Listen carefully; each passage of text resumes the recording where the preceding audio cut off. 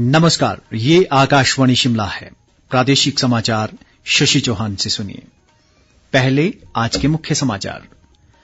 प्रधानमंत्री नरेंद्र मोदी ने स्वामित्व योजना का किया शुभारंभ। राष्ट्रीय पंचायती राज दिवस के अवसर पर पंचायत पुरस्कार भी किए प्रदान। मुख्यमंत्री जयराम ठाकुर ने पंचायती राज संस्थाओं के प्रतिनिधियों से कोरोना के प्रसार को रोकने में सरकार का सहयोग करने का किया आग्रह। ऊना, मंडी और हमीरपुर जिलों में टेली मेडिसिन केंद्र शुरू, लोगों को मिलेगी बेहतर विशेषज्ञ चिकित्सा सेवाएं। और प्रधानमंत्री नरेंद्र मोदी कल मन की बात कार्यक्रम में लोगों के साथ अपने विचार करेंगे साझा। कोविड मरीजों की संख्या फिर से बढ़ रही है, इसलिए सभी श्रोताओं से अपील है कि कोई भी कोताही न बरतें। सभी सुरक्षा उपायों का पालन करें और 45 वर्ष से ऊपर के सभी लोग बेहिचक टीका लगवाएं। सुरक्षित रहें और इन आसान उपायों का पालन करें। मास्क पहनें, 2 गज दूरी है जरूरी, सुरक्षित दूरी बनाए रखें, हाथ और मुंह साफ रखें। और अब समाचार विस्तार से। प्रधानमंत्री नरेंद्र मोदी ने देश के ग्रामीण क्षेत्रों में रह रहे लोगों से कोविड संबंधी सभी एहतियात का पालन करने और देश में महामारी की दूसरी लहर से निपटने में मदद देने का आग्रह किया है। देश भर में स्वामित्व योजना का शुभारंभ करने के लिए आयोजित एक समारोह में आज प्रधानमंत्री ने ग्रामीण भारत के लोगों के हौसले की सराहना की। उन्होंने विश्वास व्यक्त किया कि ई स्वामित्व योजना के तहत 4 लाख से अधिक लाभार्थियों को ई प्रॉपर्टी कार्ड दिए जाएंगे, जिनकी मदद से वे बैंकों व वित्तीय संस्थाओं से ऋण सुविधा का फायदा उठा सकते हैं। इस बीच प्रधानमंत्री ने राष्ट्रीय पंचायती राज दिवस के अवसर पर पंचायत पुरस्कार भी प्रदान किए। इनमें प्रदेश की 3 पंचायतें, 2 पंचायत समितियां और 1 जिला परिषद को दीनदयाल उपाध्याय पंचायत सशक्तिकरण पुरस्कार, जबकि 1 पंचायत को नानाजी देशमुख गौरव ग्राम पुरस्कार से नवाजा गया। इसके अलावा 1 पंचायत को ग्राम पंचायत विकास पुरस्कार और 1 अन्य पंचायत को बाल हितैषी ग्राम पंचायत पुरस्कार प्रदान किया गया है। प्रधानमंत्री ने इस मौके पर देश भर की पुरस्कार विजेता पंचायतों को बधाई भी दी। मुख्यमंत्री जयराम ठाकुर व पंचायती राज मंत्री वीरेंद्र कंवर भी इस कार्यक्रम में मौजूद रहे। मुख्यमंत्री जयराम ठाकुर ने पंचायती राज संस्थाओं के प्रतिनिधियों से कोरोना वायरस के प्रसार को रोकने में सरकार का सहयोग करने का आग्रह किया है। राष्ट्रीय पंचायती राज दिवस के अवसर पर आज शिमला से वर्चुअल माध्यम से इन संस्थाओं के निर्वाचित प्रतिनिधियों को संबोधित करते हुए उन्होंने कहा कि वे होम आइसोलेशन में रह रहे लोगों की सहायता करने के साथ ही लोगों को कोविड टीकाकरण के लिए भी प्रेरित करें। इस अवसर पर मुख्यमंत्री ने कहा कि पंचायती राज संस्थानों के लिए धन की कोई कमी नहीं है। मुख्यमंत्री ने पंचायती राज विभाग को ई पंचायत में राष्ट्रीय स्तर पर दूसरा पुरस्कार हासिल करने के लिए बधाई दी। मुख्यमंत्री जयराम ठाकुर ने आज शिमला से वर्चुअल माध्यम से प्रदेश के 3 जिलों में टेली मेडिसिन केंद्रों का शुभारंभ किया।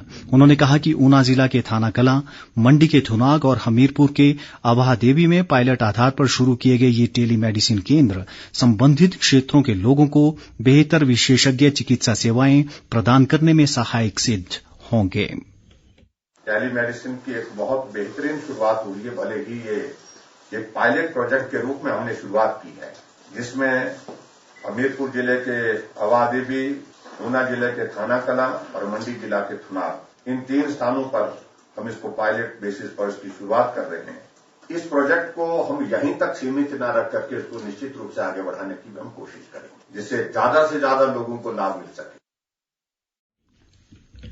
बैठक में केंद्रीय वित्त व कारपोरेट मामले राज्य मंत्री अनुराग ठाकुर ने प्रदेश के 3 स्थानों पर टेलीमेडिसिन सेवा की शुरुआत को एक स्वागत योग्य कदम बताते हुए इस सेवा को सफल बनाने में अधिकारियों से अपना 100% योगदान देने की अपील की है।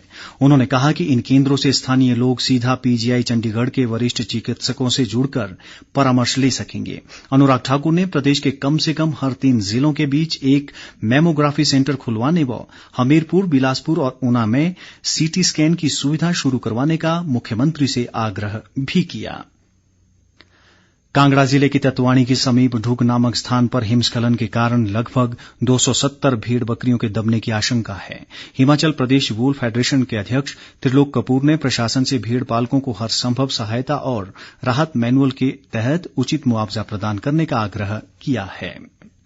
प्रधानमंत्री नरेंद्र मोदी कल 25 अप्रैल को आकाशवाणी से मन की बात कार्यक्रम में देश और विदेश के लोगों के साथ अपने विचार साझा करेंगे। ये मासिक रेडियो कार्यक्रम की 76वीं कड़ी होगी। ये कार्यक्रम आकाशवाणी और दूरदर्शन के समूचे नेटवर्क पर प्रसारित किया जाएगा। इसके साथ ही ये आकाशवाणी समाचार की वेबसाइट www.newsonair.com और news on AIR mobile app पर भी उपलब्ध होगा। आकाशवाणी, दूरदर्शन समाचार, प्रधानमंत्री कार्यालय तथा सूचना और प्रसारण मंत्रालय के यूट्यूब चैनलों पर भी इस कार्यक्रम का सीधा प्रसारण किया जाएगा। ग्रामीण विकास व पंचायतीराज मंत्री वीरेंद्र कंवर ने आज ऊना जिला के बरनोह में जोनल पशु चिकित्सालय का शुभारंभ किया। उन्होंने कहा कि इस अस्पताल में पशुपालकों को आधुनिक सुविधाएं प्रदान की जाएंगी। कंवर ने बताया कि अस्पताल में 4 विशेषज्ञ डॉक्टर तैनात किए जाएंगे। इनमें से 2 ने अपना कार्यभार संभाल लिया है। उन्होंने बताया कि हिमाचल की पहाड़ी गाय गौरी के संवर्धन के लिए केंद्र सरकार ने 4 करोड़ 64 लाख रुपए की परियोजना को स्वीकृति प्रदान की है, जिसके तहत अनुसंधान कर इनकी नस्ल में सुधार किया जाएगा। इस कार्य के लिए एक रिसर्च सेंटर भी स्थापित किया जाएगा। प्रदेश कांग्रेस प्रभारी राजीव शुक्ला ने पार्टी कार्यकर्ताओं से पूर्व की भांति कोरोना की इस दूसरी लहर में भी लोगों की सेवा व सहायता करने को कहा है। प्रदेश कांग्रेस के जिला अध्यक्षों के साथ वर्चुअल बैठक को संबोधित करते हुए उन्होंने तन मन से लोगों की सेवा का कार्यकर्ताओं से आह्वान किया। इससे पूर्व प्रदेश कांग्रेस अध्यक्ष कुलदीप सिंह राठौर ने कहा कि प्रदेश कांग्रेस मुख्यालय में कोरोना से पीड़ित लोगों की सहायता के लिए गांधी हेल्प केंद्र 26 अप्रैल से शुरू किया जा रहा है। इस बीच शिमला में एक पत्रकार वार्ता में कुलदीप राठौर ने कोरोना के बढ़ते मामलों के लिए केंद्र व राज्य सरकार को जिम्मेदार ठहराया। उन्होंने पहले दौर के कोरोना के बाद सरकार पर विशेषज्ञों की सलाह को नजरअंदाज करने का आरोप भी लगाया। मुख्य सचेतक नरेंद्र बरागटा ने सरकार से बेमौसमी बर्फबारी से सेब बाहुल्य क्षेत्रों में हुए नुकसान को लेकर बागवानों व किसानों को आर्थिक मदद देने की मांग की है। इस संबंध में मुख्यमंत्री को लिखे एक पत्र में उन्होंने कहा है कि इससे बागवानों के साथ साथ प्रदेश की आर्थिकी को भी भारी नुकसान हुआ है। प्रदेश कांग्रेस अध्यक्ष कुलदीप सिंह राठौर ने भी प्रदेश सरकार से किसानों व बागवानों के नुकसान का तुरंत आकलन कर राहत देने की मांग की है। मुख्यमंत्री जयराम ठाकुर ने प्रसिद्ध लेखक और साहित्यकार बद्री सिंह भाटिया के निधन पर शोक व्यक्त किया है। सोलन जिले के अर्की निवासी भाटिया का आज दिल्ली में निधन हो गया। उन्होंने कविता, उपन्यास और लघु कथाओं पर 16 से अधिक पुस्तकें लिखी हैं। मुख्यमंत्री ने ईश्वर से दिवंगत आत्मा की शांति और परिवार के सदस्यों को इस अपूर्णीय क्षति को सहन करने की शक्ति प्रदान करने की प्रार्थना की। प्रदेश में पिछले दिनों हुई बर्फबारी व वर्षा के बाद आज लगभग सभी क्षेत्रों में मौसम साफ रहा। लाहौल स्पीति जिले में अच्छी धूप खिलने से लोगों ने राहत की सांस ली। जिले में भारी बर्फबारी से बाधित सड़कों से बर्फ हटाने का कार्य प्रगति पर है। जिला उपायुक्त पंकज राय ने बर्फबारी से प्रभावित जनजीवन को शीघ्र पटरी पर लाने के विभागों को निर्देश दिए हैं। किन्नौर जिले में बर्फबारी और बारिश के कारण सेब की फसल को भारी नुकसान हुआ है। बर्फ से हजारों पेड़ उखड़ गए हैं। इसके अलावा जिले के कई गांवों में बिजली आपूर्ति भी बाधित हुई है और राष्ट्रीय राजमार्ग 5 जगह जगह चट्टानों के खिसकने से अवरुद्ध है। इस बीच मौसम विभाग के अनुसार आगामी 24 घंटों के दौरान प्रदेश में मौसम साफ रहेगा। अंत में मुख्य समाचार एक बार फिर। प्रधानमंत्री नरेंद्र मोदी ने स्वामित्व योजना का किया शुभारंभ। राष्ट्रीय पंचायती राज दिवस के अवसर पर पंचायत पुरस्कार भी किए प्रदान। मुख्यमंत्री जयराम ठाकुर ने पंचायती राज संस्थाओं के प्रतिनिधियों से कोरोना के प्रसार को रोकने में सरकार का सहयोग करने का किया आग्रह। ऊना, मंडी और हमीरपुर जिलों में टेली मेडिसिन केंद्र शुरू, लोगों को मिलेगी बेहतर विशेषज्ञ चिकित्सा सेवाएं।